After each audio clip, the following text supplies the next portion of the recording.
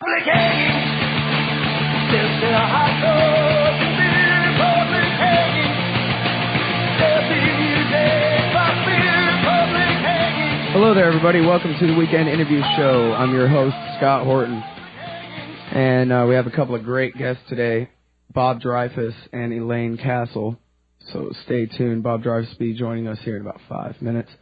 But before we get the interview started for the day, I wanted to do a little review and comment on the president's speech Thursday night at the Republican National Convention, particularly the case he made for the invasion of Iraq. He said members of both political parties, including my opponent and his running mate, saw the threat, and we voted to authorize the use of force. We went to the United Nations Security Council, which passed a unanimous resolution demanding the dictator disarm or face serious consequences. After more than a decade of diplomacy, we gave Saddam Hussein another chance, a final chance, to meet his responsibilities to the civilized world. He again refused, and I faced the kind of decision that comes only to the Oval Office, a decision no president would ask for, but must be prepared to make. Do I forget the lessons of September 11th and take the word of a madman, or do I take action to defend our country? And then onward with hyperbole from there. Now, the relevant points that I'd like to point out here. First of all, that we must and we will confront threats to America before it's too late. That means what they call preemption, which is actually not preemption, which is actually preventive war. Preemptive war would be if we knew the British Navy was sailing across the ocean to come and try to burn down Washington, D.C. again, and we bomb them in the middle of the ocean, or maybe even attack the British mainland or something like that, hypothetically speaking. That would be preemption. This is a preventive war, and the national security strategy reads as preventive of any other power ever rivaling us in any way, not stopping them before they attack us necessarily. And furthermore, the United Nations Security Council resolution was the basis of this war, that the UN said that Iraq was not allowed to have certain kinds of weapons. And we went to enforce a United Nations resolution. And it's very interesting to me how conservatives who always oppose the United Nations for doing anything at all and attempting to be a world government now seem to oppose it for not doing enough. And I think that's pretty silly. Also, I would like to point out that, you know, when the president says that he was told disarm or face serious consequences and that he failed to meet his responsibilities. Well, the point was, show us what you don't have. Prove a negative. Prove that, show us what you insist you don't have. And when he didn't show them what he didn't have, they had a war. Now, the most important part is I face the kind of decision that comes only to the Oval Office. Well, I have the Constitution of the United States right here, Article 2, Section 2. The President shall be Commander-in-Chief of the Army and Navy of the United States and of the militia of the several states when called into the actual service of the United States. By the Congress, that is. And in fact, James Madison, in a letter to Thomas Jefferson, said, "The Constitution supposes what the history of all governments demonstrates, that the executive is the branch of power most interested in war and most prone to it. It has accordingly, with studying care, vested the question of war to the legislature," it there being the Constitution, that the people in charge of deciding to have a war are not the same people who will be in charge of running it to keep those interests separate. So when George Bush, who resides in an office created by this Constitution, refuses to not only obey it, but refuses to even acknowledge the force of law that it has over his powers, then and he's using that disregard to invade sovereign nations that never attacked us, it is time for him to be fired and no longer the President of the United States. It's the Weekend Interview Show. We'll be right back with Bob Dreyfuss.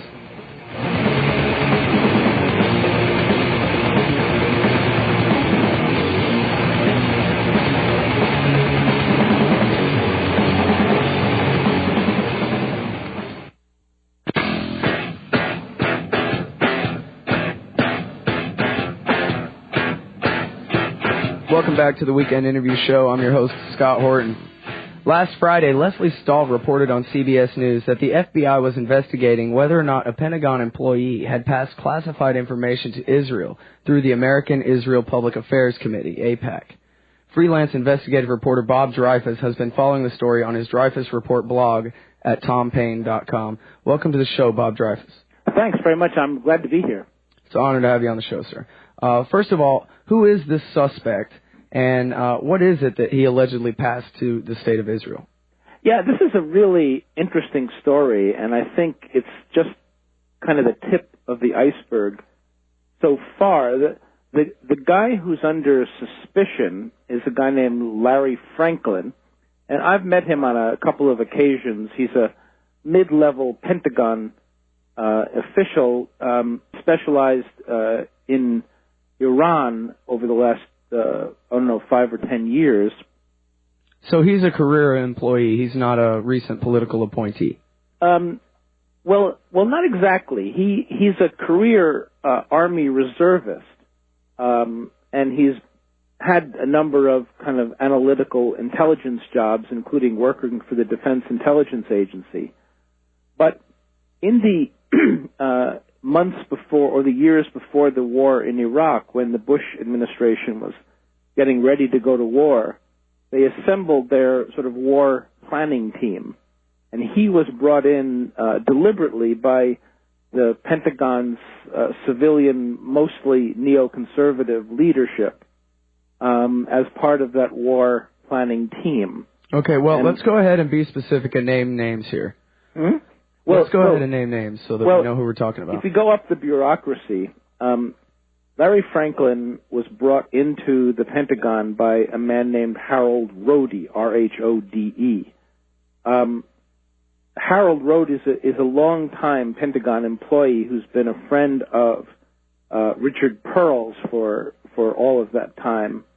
Richard Perle is a leading neoconservative strategist at the American Enterprise Institute, and of course, for a while he was chairman of the Defense Policy Board until he was forced to resign in a scandal last spring.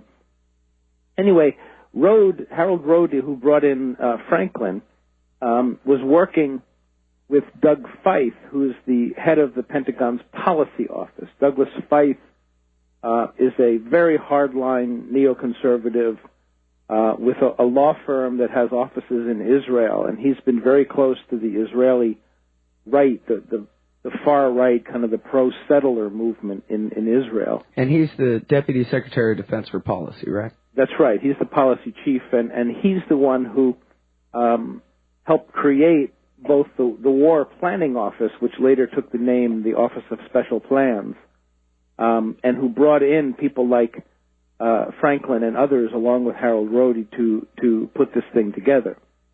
And then, of course, Feith reports to the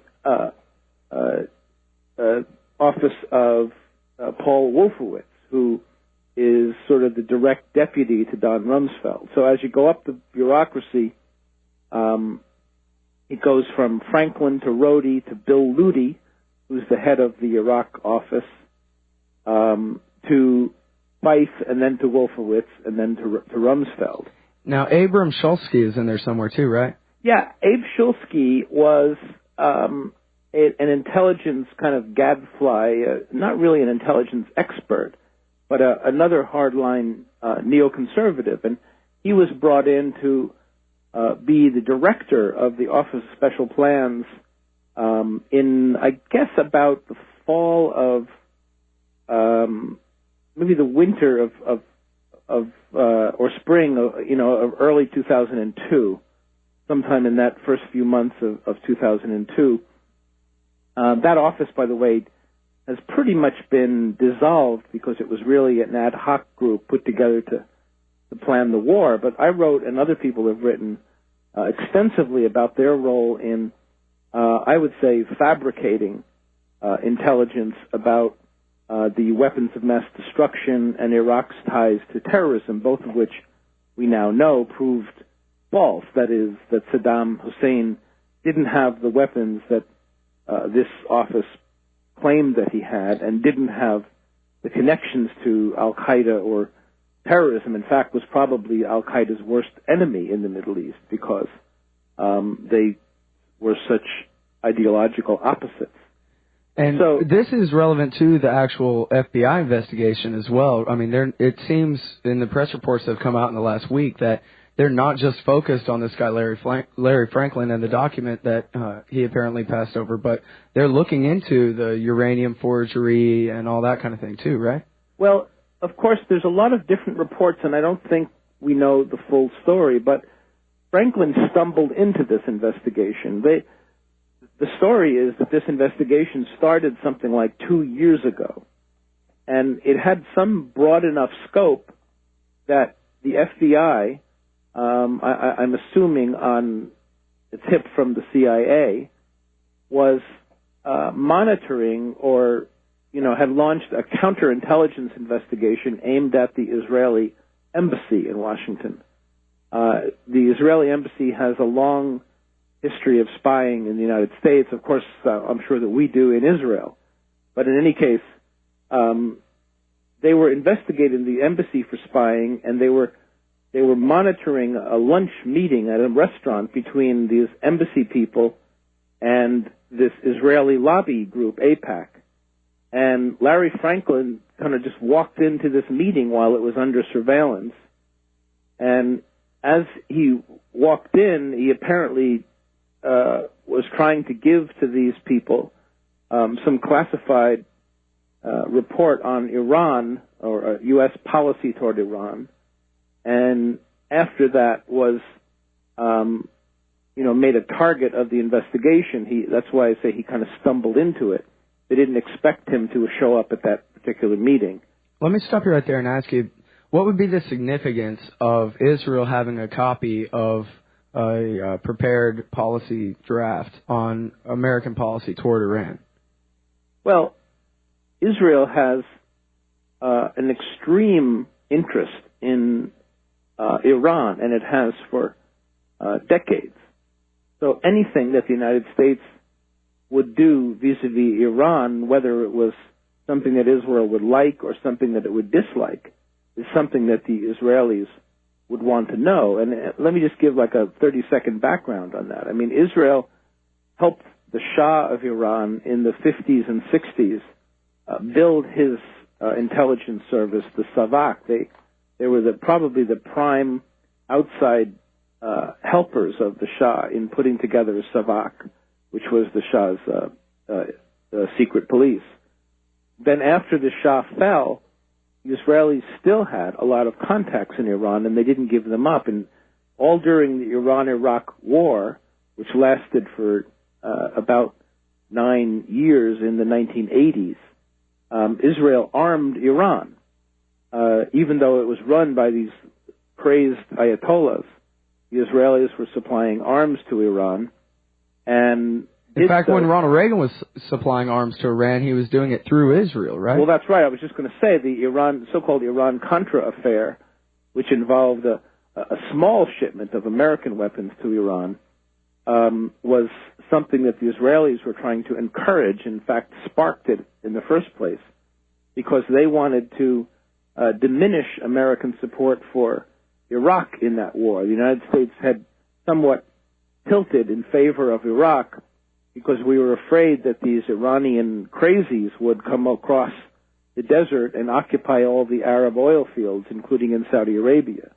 And so Saudi Arabia and the other Arab countries were supporting Iraq, and we joined in, and Israel was doing anything it could to weaken the Arabs. So the U.S. and Israel had a conflict over that war. Anyway, the point is that the Israelis have had a great interest in Iran for many, many years, and now have an additional concern as Iran moves toward becoming a nuclear power. There's certainly reason to believe that they're contemplating that.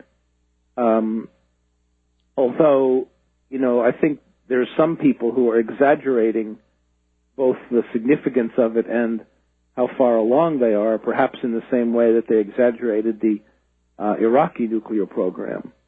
But in any case, there have even been rumors that Israel might launch a military strike against Iran in order to take out some of those nuclear facilities, which, by the way, if they did, would, I think, be catastrophically destabilizing to the whole region. It would set off shockwaves that would, probably cause havoc in Iran and Iraq and Turkey and probably several other Arab countries as well. So, and through all of this, if they have access to secret American deliberations about what our Iran policy needs to be, then they can use kind of other backdoor methods of manipulating our Iran policy. If they know what we don't know they know about our policy, right? That's true, except that I think this investigation is even broader than Iran. In other words, from the reports that I've seen, it also includes some even higher level Pentagon officials, perhaps Doug Feith himself. Okay, and we're going to get to all that right after the break here. We're talking with Bob Dreyfuss. He writes a blog at tompaine.com. We're talking about the Israeli spy scandal, and when we get back, we'll discuss the Office of Special Plans in the United States Pentagon and perhaps its ties to the government of Israel.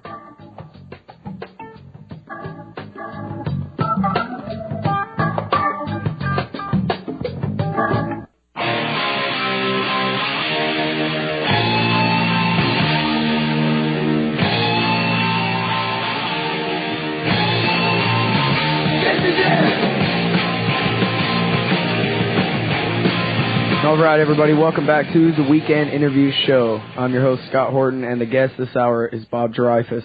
Now, because of Bob Dreyfuss, Jim Loeb, Seymour Hersh, Justa Raimondo, William Lind, Lieutenant Colonel Karen Katowski, James Bamford, and many other great writers and reporters, this story is out on the neoconservatives, a small clique of ex-Trotskyites and Straussians who became right-wing warmongers during the Reagan years and now are basically the most influential force in American foreign policy. And we were, as we went to break, right at the point of discussing that actual bureaucratic development of these neoconservatives inside the Pentagon that they call the Office of Special Plans, the people who Bob Dreyfuss says were the ones who lied us into war in Iraq. So why don't you tell us your basic understanding of the Office of Special Plans and the role it played in the war? Well, of course, by now we know as soon as Bush took office in January of 2001, 9 months before 9/11, he set his sights on Iraq, and many of the senior policy officials in the Pentagon and elsewhere, in Dick Cheney's office and even in the State Department, were saying we need to start making war plans about Iraq. In a way, I think that was impossible before 9/11, but after 9/11, they used the excuse of the catastrophe in order to begin beating the drums for war against Iraq. So even as we were going into Afghanistan, which of course is where the bad guys were, the Pentagon set up an office under Doug Feith. Really, it had no name at the time. Later, they started calling it this Counterterrorism Evaluation Group. Brought in 2 or 3 people to try to find connections between Saddam and 9/11. Now, as we know, they didn't find any.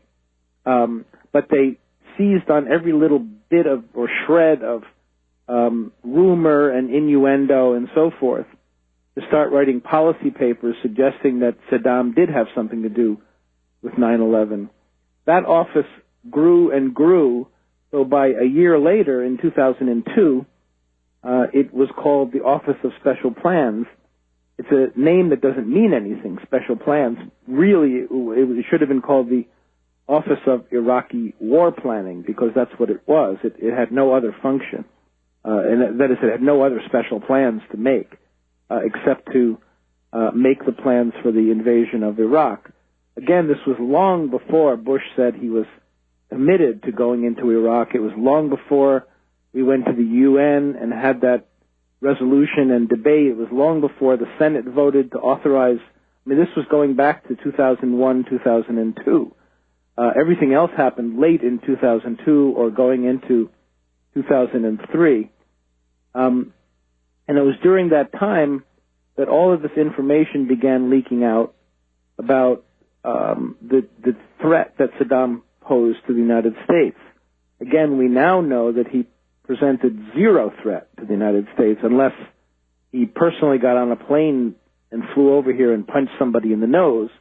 There was really no way that he could attack us. So it wasn't just the Office of War Planning, but it was the Office of Propaganda Planning, too. Well, it did plan the war. I mean, it actually planned it worked with the Joint Chiefs of Staff to plan the military deployments. I mean, it did actual war planning. But I would say its initial job and its principal job for about a year was propaganda. And what they did is they searched through all of the intelligence that existed in the U.S. government, and they picked out little bits of information that would justify the worst, the worst-case scenarios, when most of the intelligence professionals, both in the Pentagon and at the CIA and elsewhere, were saying that we can relax, that Iraq can wait 6 months, a year, 5 years, we'll deal with them, but Saddam is in a box. He can't get out. Now, I know you're short on time, Mr. Dreyfuss, so I want to hurry up and get to the most important point here, that is, to me. There are very few sources for this. You're one of them. The Guardian is another, and James Bamford has apparently corroborated this in his new book, A Pretext for War. Mm-hmm. The assertion is that the Office of Special Plans, or what became it, was originally created in Ariel Sharon's office because the Mossad wasn't lying well enough. And then they set it up in the Pentagon because the CIA wasn't lying well enough later. But that it was a subsidiary organization of something created by the Likud party in Israel.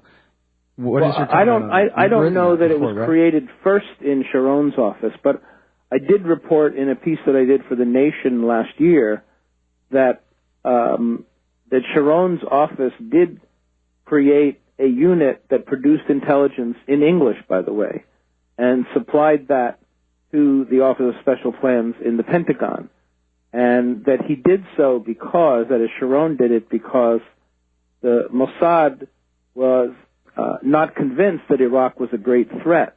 That is, the intelligence establishment in Israel was smart enough to know, I think as the CIA was too, that Iraq was not some urgent threat either to Israel or to the United States. So the assertion is that they were working together, but not that the OSP was really created there first. Yeah, I don't think that's necessarily the case, but what's happening now with this current investigation, I believe, is that they're looking at that whole package. In other words, what was the relationship between various people around Ahmed Shalabi? All right, we'll be right back. It's the Weekend Interview Show. The guest is Bob Dreyfuss.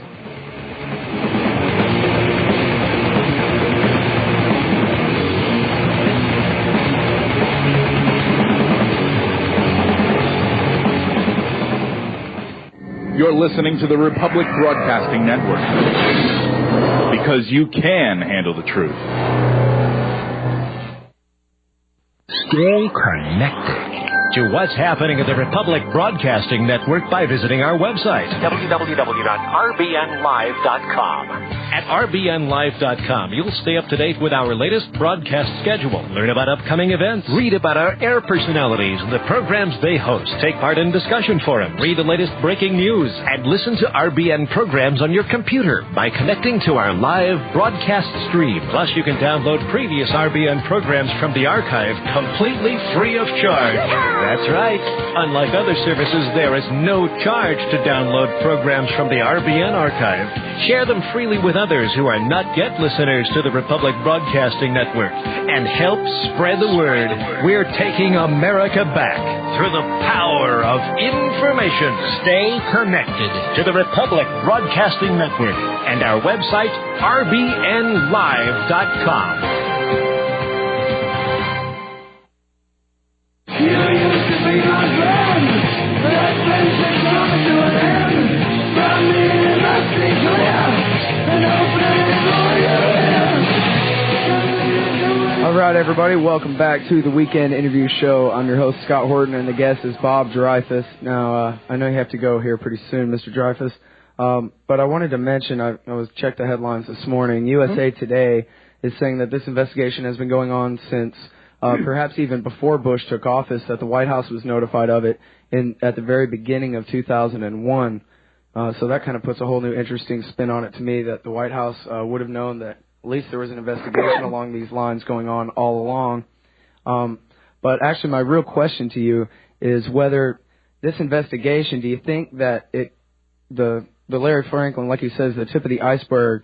I've read that the FBI has questioned people in the Pentagon and in the Vice President's office. Are we going to see some real indictments here, or how far do you think this is actually going to be taken? Well, I mean, if you want my honest opinion, it's going to go no place.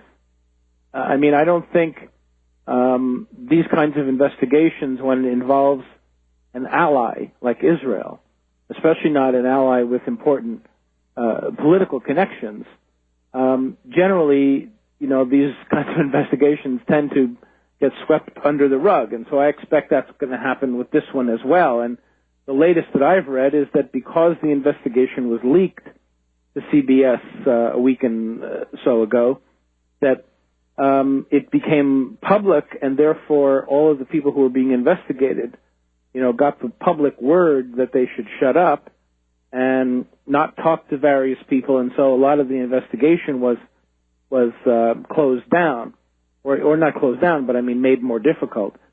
So I mean, you know, there may be some wrongdoing here, but if you want to ask my opinion about what's going to happen, I don't think anything is going to happen. You know, I suppose it really would be too much to ask for Doug Feith to go to jail, but it seems like he would at least have lost his job by now. This is the guy who, correct me where I go off the story or if I leave anything out, but he was the guy who threw out the State Department CIA plan for the occupation, fired the Iraqi army. He's the one who made up was in charge of the office that made up all the lies that they funneled through the Vice President's office to justify the war. He's the guy who fired the Iraqi army and sent them all home, and he's the guy who was responsible for the no-bid Halliburton contracts too, right? What am I leaving out? Well, I think you're leaving out the biggest part of the story, which is that he didn't exactly trick the president into going along. This was the president's idea. And so they can't fire Doug Feith, or they can't really fire anybody without admitting that they made a big mistake, and they're not going to do that before an election. So the president has decided to run for re-election on the basis of his great success in Iraq in getting rid of Saddam Hussein, the tyrant, and the world is better off because Saddam Hussein is in a jail cell, and all the stuff he said at his convention this week. And so they're not going to then fire the guy who did the planning, because that would be admitting that this whole great success was in fact a gigantic mistake. In fact, I think it's very telling that they fired the CIA director and not Feith. You know, if it could have been one or the other back a couple of months ago when Tenet resigned, it should have been him. Yeah, well, Tenet was guilty of being a toady, but I don't think he was one of the real hardline advocates for the war the way Feith and others were. Tenet decided, the way Colin Powell did, to go along with it. And that will everlastingly be a black mark on his record, but nevertheless, you know, he caved in and joined the team. I'm afraid so. So let me ask you this: if someone in the audience wanted to read what you write, where would they go? Well, I've written about this stuff now for the last 2 years in a bunch of different magazines. First of all, they could start if they go to Tom Paine, with an E like the American Patriot, tompaine.com. They can find the Dreyfuss Report, and there's all of it is archived going back for months and months there. They can read what I've written, or they can go to the websites of the Mother Jones or The Nation or the American Prospect, any of those magazines, and enter my name, Robert Dreyfuss, and we'll get all of the work I've done on Iraq going back to 2002. And I got to say, there's some really good stuff there. I'm thinking particularly of the Mother Jones article with the interview of Karen Kotowski. Mm-hmm. That's some really good stuff. I appreciate you coming on the show today. I know you got to go. Yeah, thanks very much. I've enjoyed being here. All right. Well, maybe we can do it again soon when we find out some more details here. Sure, that'd be great. All right. Have a good day, sir. You too. Thanks. Bye.